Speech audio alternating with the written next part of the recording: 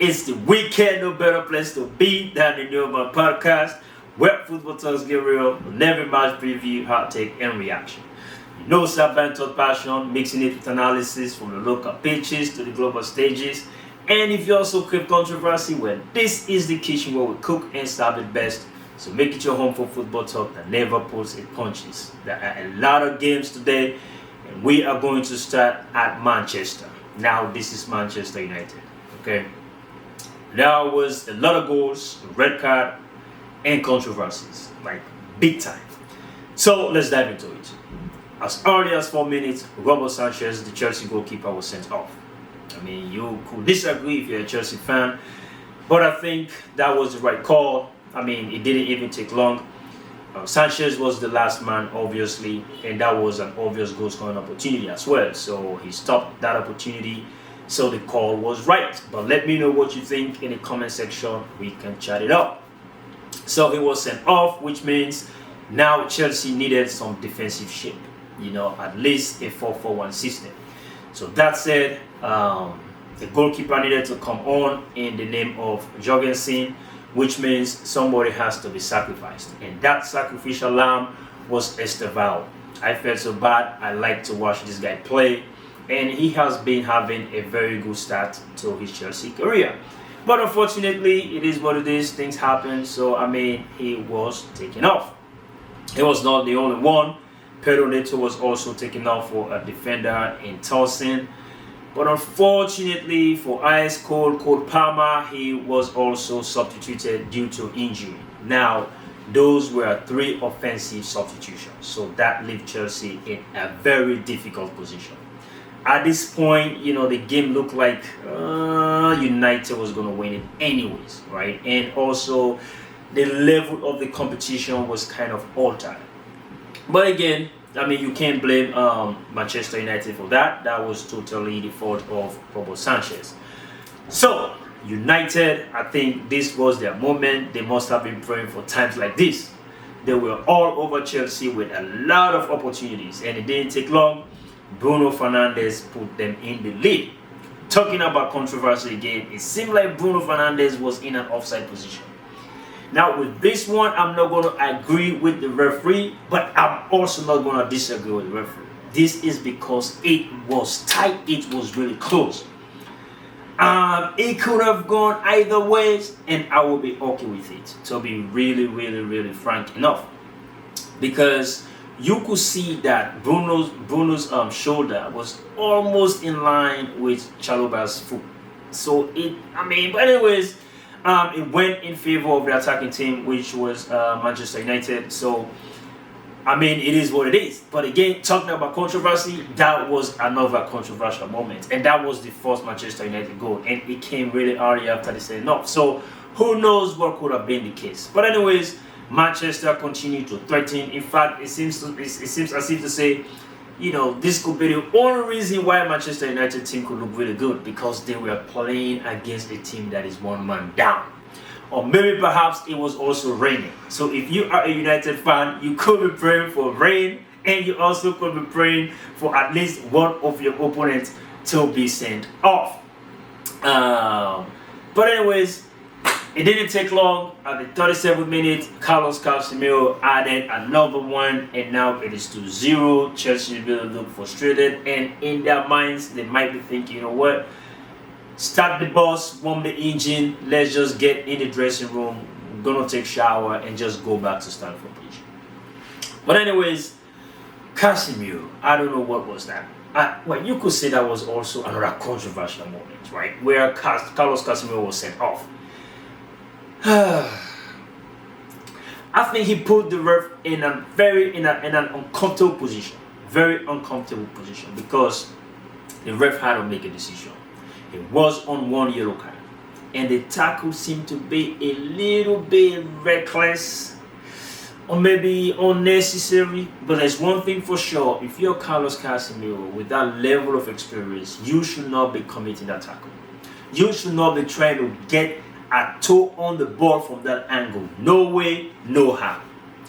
But again, the referee, if you're going to give another yellow card and then send off a player, I mean, is that the kind of tackle you're going to send that player out for? But anyways, Carlos Casemiro did not help his situation. He did not help Manchester United.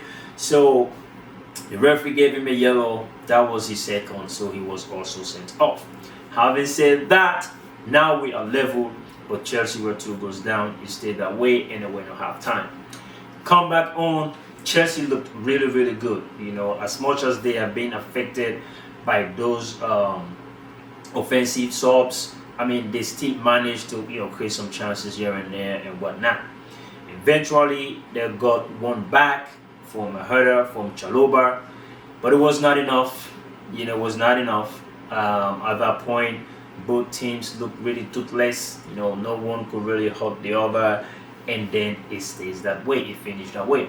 Now, for the Manchester United fans, you know I said you should be praying for days like this when it rains, but I don't think you guys should be really feeling comfortable or confident about this win, you know, because obviously Chelsea was a man down. That really affected, I mean, the tactical setup of this game, right? The level of risk Chelsea could take, or even the level of risk you guys would take. So having said that, I don't think this is a pat on the back for Amorim, to be very sincere.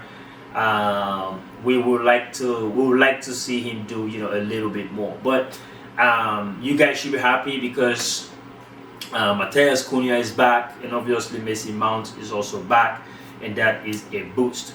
But anyways, congratulations to you guys, Manchester United, banter aside. I mean, this is a good result for you guys. And I hope from this point going forward, you guys will turn the corner. Let's go over to Liverpool, the Anfield, and talk about the Merseyside derby. I think this was the 247th meeting between the two teams. But man, Liverpool has been dominating this. I mean, really, really, really strong. I mean, it's a derby. You know, Everton will play with some pride, with some, you know, tenacity, you know, with some form of mentality. Anyhow, anywho, you know, it seems like they are always on the edge. But anyways, it did not take long. Mo Salah, if he's not scoring, he's creating assists, and he assisted Gravenberch for a wonderful volley. Now, I know earlier on I talked about goals, but I mean, this one was also a very good goal. Like, it's a blessing to the eyes, you know, for football fans. So it was a good one. Liverpool was up, and it didn't take long enough. They doubled it from another assist that came from Ryan Gravenberch, this time for Hugo Ekitike. I mean, Ekitike has been firing. He's been firing on all cylinders. He is well oiled. His machine is running well. And think about it. They also have Alexander Isak on the bench. I mean, what a luxury, Liverpool. I don't know, but you guys spent a lot of money, and I hope it pays off. For now, it seems like it is paying off. So that is good. But at the same time, we all know Lady Luck has been with you guys, and I said in one of my episodes, Lady Luck doesn't stick around 247. So those late goals that you guys have been, you know, taking and, you know, getting those points and all that stuff, it might not live long. But anyways, Liverpool really, you know, they were very, very strong in the first half, and they went that way into halftime. In the second half, you know, it seems like they kind of, you know, eased a little bit, and Everton was into the game. Everton created a couple of chances. They looked nice until they also pulled one back, and it was a really well worked goal, and the goal was scored by Idris Gana Gueye. That was an amazing strike. So now we're 2-1. Everton, they look pumped up. They look hyped. They were acting like, all right, we're going to tie this game and stuff like that. But it did not happen. Both teams threatened. They had chances here and there, far and few between. And then it stays that way, 2-1 in favor of Liverpool. So Liverpool continued the perfect record, 5 out of 5. They have been scraping, but it is what it is. If you're a big team, you're a contender, well then you definitely have to show that you are a contender, that you are about business. So Liverpool showed that is what they are about, to retain the championship title. But anyways, we'll find out. It's going to be a long race. Man City, they're not really at the top half of the table, but obviously we know they're definitely going to be in there. They're definitely going to maybe first two, first three, or maybe they're going to win the league anyways. So that said, let me preview the game with Arsenal really quick. So Man City, they're going to go away to Arsenal. The Gunners. Now, the Gunners, we all know, or we can call them second place. You know, they haven't won the EPL for over, 20, 24, 25 years. They sucks. You know, second place is all they can play for, or maybe have victories over teams like Real Madrid, the Champions League, and it's a trophy for them. So, they will be hosting Manchester City. They do have a very good team right now. But the thing is, with Arteta, when certain games, he would tweak formation here and there, and it wouldn't just make sense, or it wouldn't work. And I think he is going to be a little bit scared. He's going to panic. We've seen him use the midfield trio of Zubimendi, Declan Rice, and Mikel Merino. You are not going to use that midfield against Manchester City, and then you hope for anything, because that midfield is not as creative as anything. So I hope Arteta will, get a midfield that is a little bit more creative. We will see how that goes. But we know Man City is on fire. Jamie Doku, the likes of Phil Foden, and of course Erling Haaland. These guys are on a very, very good form. They've started well. Of course, Bernardo Silva, he is always there, very consistent. If there's anything, perhaps it is their defense, especially the right backs. But if there's anything also to take away from the games that they have played, they looked really solid. They looked really solid against Manchester United. But again, it is Manchester, right? And then against Napoli, again, it looked really good. But again, Napoli was a man down. So against Arsenal, it could be a really good test for them. And their fullbacks are O'Reilly and Kosanov. So let's see what happens in that situation. But Madueke and perhaps Eze, because Eze is being used as a left winger lately, perhaps they will be able to really come up with something against those fullbacks. Or maybe Arteta might do something differently. Maybe play Eze as a number 10. Who knows? Because again, like I said, that midfield lacks a little bit of creativity. Maybe he could play Eze as a number 10 to kind of create here and there a lot of chances. Hopefully create a lot of chances for Arsenal. Now, having said that, I think Pep Guardiola is going to stick with his 4-1-4-1 formation. And most likely, I think Arteta is going to go with a 4-2-3-1 formation.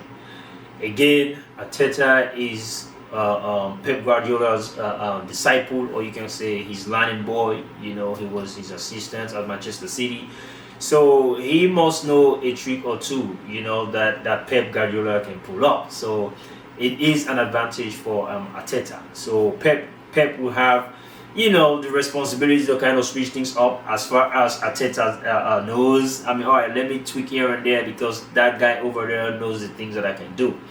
But otherwise, this is going to be a very good match, because a win will bring Man City up, I think, maybe 9 or 10 points with Arsenal if Arsenal lost. But then a win for Arsenal will, show they mean business and they're ready to put the pressure on Liverpool, who doesn't seem to take a break anytime soon. But let's see what happens tomorrow. We will be back to react to that game, whatever the outcome is. But I am going to be bold to predict a win for Manchester City. Yes, a win for Manchester City. So thank you for staying up with the podcast up until this point in time. Stay blessed and peace out.